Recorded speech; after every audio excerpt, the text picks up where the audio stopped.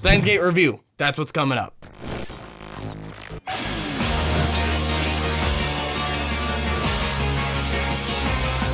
What's up, it's Kibiji, how's it going? I recently dabbled into this anime Steins Gate, and I thought it'd be a good time to talk about it too because Steins Gate 0 is here. That was another reason why I watched this anime. And so today I've simmered on it. I needed to take quite some time to simmer on this show, let me tell you what. But yes, if it's your first time here, check out the rest of the channel and subscribe and look at the banner. That's the motto, but we're gonna get right into this. So Steins Gate is an anime done in 2011, so it's not new, but it's fairly recent, and it's done by, what do you know, Studio White Fox. And they also did a certain show that I recently did a reaction to. You know, I reviewed that too, you should watch that video. It deals with a man that refers to himself as a mad scientist named Kyoma. You know, in this review, I'm gonna call him Kyoma as well as Okabe a lot. If I bounce back and forth, those are the two names he's known as, there you go. Kyoma!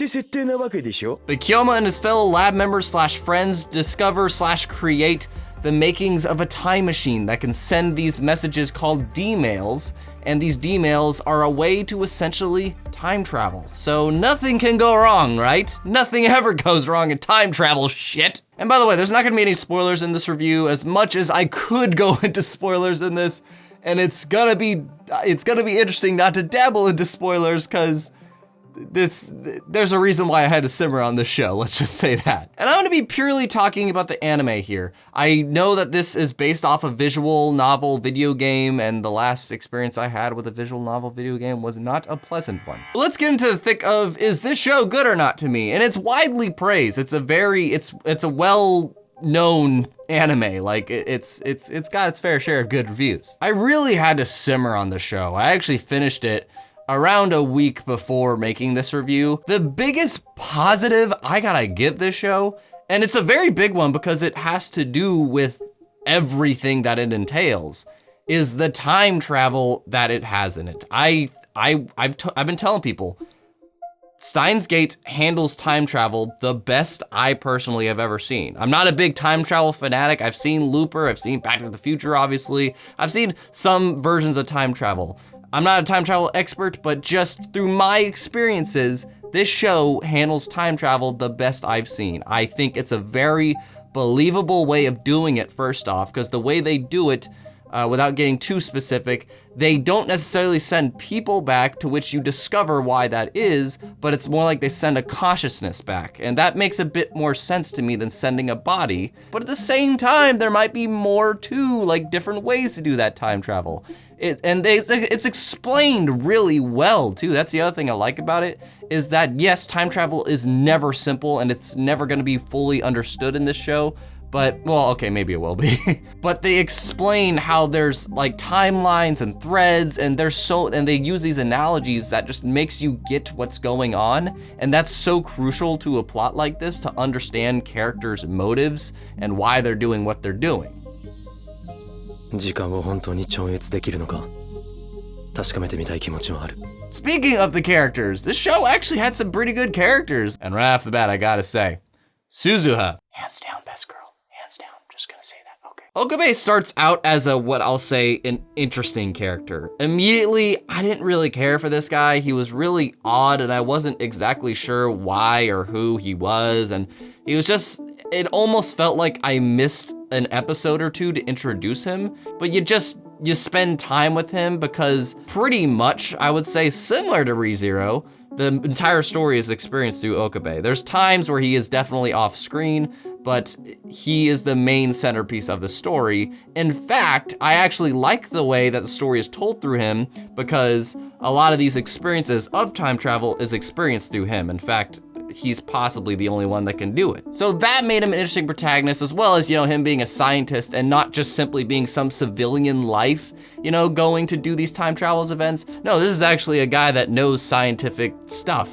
And speaking of scientific stuff, Magase Kurisu is such a delight in this show. I think she's a very interesting character. At first I didn't know how it was gonna go, but then like after spending 1 or 2 episodes with her, it was really quick. I was just like, this girl is gonna be significant to this story as well as the main character, and I was super right. She's She's a very relevant piece of this story, and it's, yeah. Not to mention Mayuri. Mayuri is a longtime friend of Okabe, and I never sensed a relationship between these two that was romantic. It was like, I could clearly see, almost from the very beginning, that this is clearly a longtime friendship, almost like a sibling thing. And I love the bond that those two have. And she also adds a lot of lightness to the show, especially when complex stuff is happening. It's like, I don't get it, you know? She's probably the most simple-minded character in the show. I mean, I would say she is the most simple-minded character in the show. And sometimes it helps to have her around for those complex moments, or if things are getting a little bit too heavy. And there's other folks too, like a hot-made cat girl, a perverted big otaku, and what do they call those things? Oh yes. A trap? The only character I didn't care about in the show is Moeka. Moeka is, I'm not gonna get into spoilers, but she is a very complicated individual that I just didn't care for her. She could have, if she wasn't part of the story, I would have been totally fine with that. In fact, maybe it could have been better. And I really am focusing on the character and plots in this because yes, the animation is fine. In fact, I will touch upon that. I like the way that White Fox presents this show. It's not super contrasty or saturated or animated beautifully. It's just very raw, and I like that. It's not super fancy. In fact, the color grading in a lot of these areas is it's not like a conventional anime. There's not too much to separate, and I just like how raw they make this show because it just makes the time travel in here all the more believable and real, and this seemed like I like the presentation. And really the main gripe I have with the show is just the plot sometimes gets really clean up. That's really, if I phrased this entire show with its plot, I would say it's a lot of cleaning up. And again, I can't go into spoilers with that. The show's introduction takes a really long time, at least to me, to get into what these D-mails are. These D-mails are the way time travel works. And it takes a while to get there. And once you finish the show, it's like, I understand why it took that long because they needed to take the time to establish certain things before, like, once the time travel stuff actually comes into play, they needed to establish these things, and I need to be really careful here. It just feels like once the time travel element is added, there isn't a massive sense of urgency to it, but there is a purpose. There is a purpose to Okabe using this machine and doing these things that he does, but it just feels like a lot of mopping up things. It doesn't feel like there's actually like a goal, journey, or thing to solve. There is, I don't know how to say what I'm saying. The journey that this show is a lot of backtracking and cleaning things up.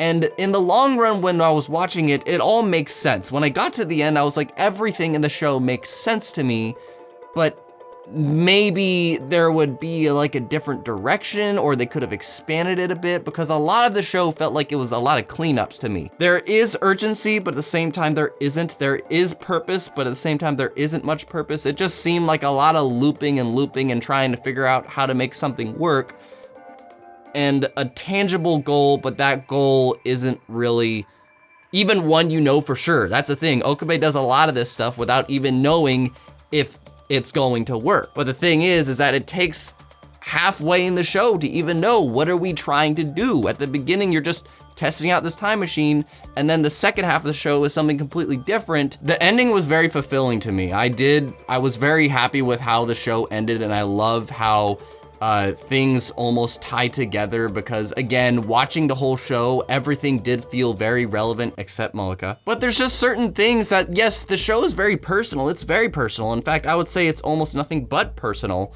But I do kind of wish that there was actual plot elements to conflict with the characters, just like there's certain decisions that Okabe has to make using this time machine to do this cleaning up. That comes with a lot of heavy heartache. I was wondering throughout the show, I'm like, is this all really worth it? You're doing a lot of things that changes the timeline that, yes, it could fix this one thing, but at the same time, is it really worth it to sacrifice all these other things? And there is a moment that Okabe questions that, but I never really felt like this guy even debated it. It's like, it's no exceptions. There's all these good things, but I have to make this thing happen.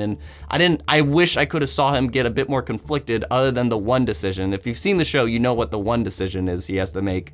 and it's straight up out of Telltale, like straight up out of Telltale. I really did like the show. I like the characters, I like the relationships that was established and the different perspectives that is through this time travel, which the way that time travel is handled is really good. I just feel like the story could have been a bit more expanded or had a bit more conflict like that outside of just, it seemed to all be a little bit lackluster to me. That's what I would say. But overall, like, I really did enjoy the show. And again, I think it's the best explanation and way of doing time travel.